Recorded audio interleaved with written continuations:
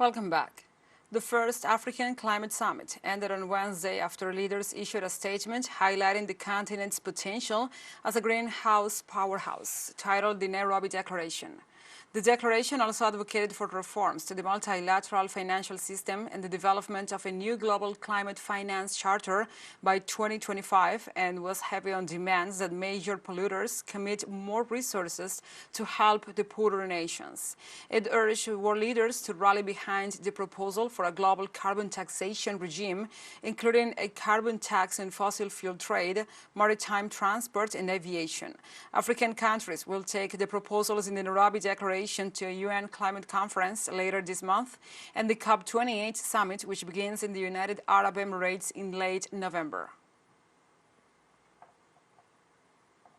Tout a été passé en revue. Everything has been considered. The narrative, the context, the challenges that climate change has thrown to us, and the strengthening of African leadership, and also sustainable environment development, international responsibilities to Africa and others.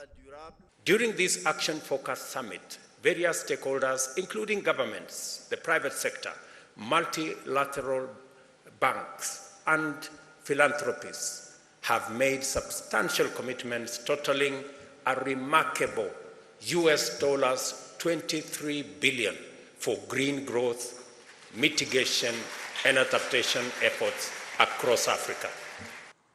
And Juan Ryunqiu, the Minister of Ecology and Environment of China, voiced his country's willingness for environmental cooperation with African nations.